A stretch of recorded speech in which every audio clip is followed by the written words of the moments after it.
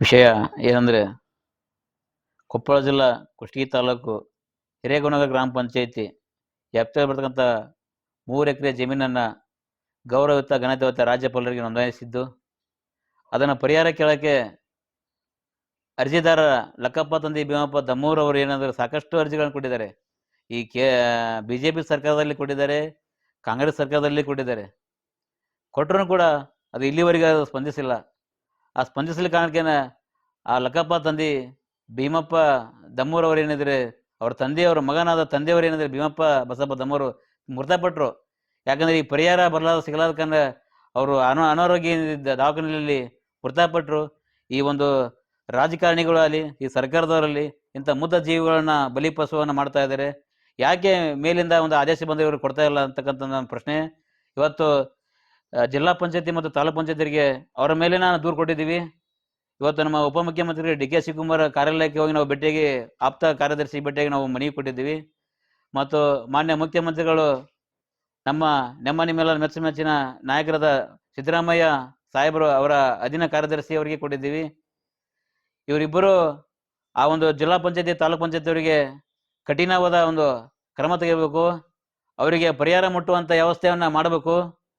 ಇಲ್ಲ ಅಂದರೆ ಆ ಒಂದು ಏನು 3 ಎಕರೆ ಜಮೀನಲ್ಲಿ ಪ್ಲಾಟ್ಗಳು ಕುಂತಾವು, 60 ಜನ ಪ್ಲಾಟ್ ಕಟ್ಟಿದ್ದಾರೆ.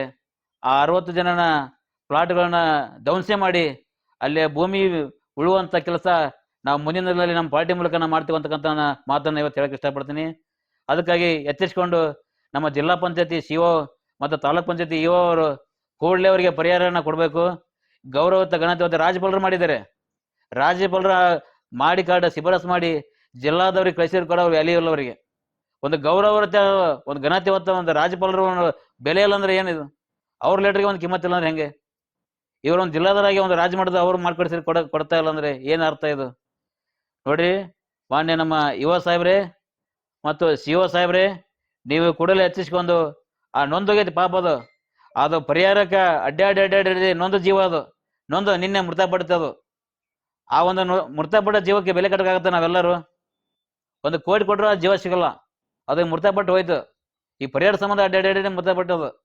ನಾನು 3 ಎಕರೆ ಜಮೀನು ಕಳ್ಕೊಂಡಿನಿ, ನನ್ನ ಮಕ್ಕಳಿಗೆ ಸಿಗಲಿಲ್ಲ, ನನಗೂ ಸಿಗಲಿಲ್ಲ ಅಂತಂದು ಮೃತಪಟ್ಟು ಹೋಗ್ತದ, ನೊಂದು ಕೊರಗೆ ಹೋಯ್ತದು. ಆ ನೊಂದು ಜೀವನಕ್ಕೆ ಕೂಡಲೇ ಸರ್ಕಾರ ಪರಿಹಾರ ಘೋಷಿಸಬೇಕು, ಶೀಘ್ರದಲ್ಲಿ ಪರಿಹಾರ ಕೊಡಬೇಕು. ಇಲ್ಲಾಂದರೆ ಮುಂದಿನ ದಿನಗಳಲ್ಲಿ ನಮ್ಮ ಪಾರ್ಟಿ ಮೂಲಕ, ರೈತರ ಮೂಲಕ ಉಗ್ರವಾದ ಪ್ರತಿಭಟನೆ ಮಾಡೋಕ್ಕೆ ನಾವು ಸಿದ್ಧವಾಗ್ತಾ ಇದ್ವಿ ಜಿಲ್ಲಾ ಪಂಚಾಯತಿ ಮುಂದೆ. ಈ ನಮ್ಮ ರೈತರು ಜಿಲ್ಲಾಧ್ಯಕ್ಷರು, ರೈತರು ಸಂಘದ ಅಧ್ಯಕ್ಷರು, ತಾಲೂಕು ಅಧ್ಯಕ್ಷರು ನಿಂಗನಗೌಡ ಆದಿಮನಿ ರುದ್ರಗೌಡ ಇದ್ದಾರೆ, ಮತ್ತು ಕಾರ್ಯಾಧ್ಯಕ್ಷರು ಯಮರಪ್ಪ ಮಾರುತಿ ಭಜಂತ್ರಿಯವರು ಇದ್ದಾರೆ. ಇವರೆಲ್ಲರೂ ಕೂಡಿ ನಮ್ಮ ಪಾರ್ಟಿ ಸದಸ್ಯತ್ವದ ಎಲ್ಲ ಸಂಘಟನಾ ಕಾರ್ಯದರ್ಶಿಗಳು, ಉಪಾಧ್ಯಕ್ಷರು, ಅಧ್ಯಕ್ಷರು, ಗೌರವಾಧ್ಯಕ್ಷರು ಎಲ್ಲ ನಮ್ಮ ಪಾರ್ಟಿ ವರಿಷ್ಠರು ಕೂಡ ನಾವು ಕೊಪ್ಪಳಕ್ಕೆ ಬಂದು ಜಿಲ್ಲಾ ಪಂಚಾಯತಿ ಮುಂದೆ ಪ್ರತಿಭಟಿಸ್ತೀವಿ, ಉಪವಾಸ ಸತ್ಯಾಗ್ರಹವನ್ನು ಮಾಡ್ತೀವಿ. CO ಮೇಲೆ ಕ್ರಮ ಜರುಗುವವರೆಗೂ ನಾವು ಬಿಡೋದಿಲ್ಲ.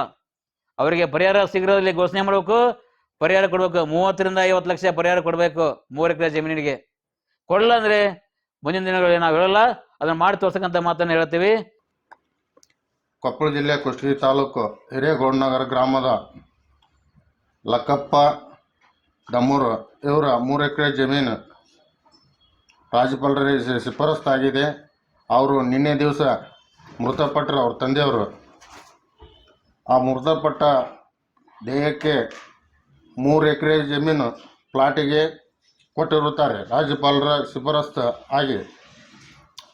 ಆದರೂ ಕೂಡ ಶಿವ ಸಾಹೇಬ್ರು ಇದನ್ನು ಪರಿಹಾರಧನವನ್ನು ಕೊಡಬೇಕೆಂದು ವಿನಂತಿಸಿಕೊಳ್ಳುತ್ತೇವೆ. ಈ ಪರಿಹಾರಧನವನ್ನು ಕೊಡದೇ ಇದ್ದಾಗ ಹಿನ್ನೆಲೆಯಲ್ಲಿ ನಾವು ಉಗ್ರ ಹೋರಾಟವನ್ನು ಮಾಡುತ್ತೇವೆ. ನಾನು ನಿಂಗನಗೌಡ ರುದ್ರಗೌಡ ಹಾದಿಮನಿ ಸೈಕಿನ ಮೂಗನೂರು.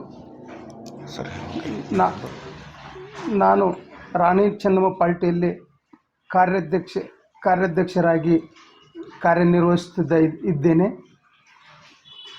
ಕುಷ್ಟಗಿ ತಾಲೂಕಿನ ಹಿರೇಗೊಂಡನಗರ ಗ್ರಾಮದ ಸೀಮಾದಲ್ಲಿ ಬರುವ 118/2 3 ಎಕರೆ ಜಮೀನು ದಮ್ಮೂರವರಿಗೆ ಅವರಿಗೆ ಪರಿಹಾರ ಕೊಡಬೇಕು.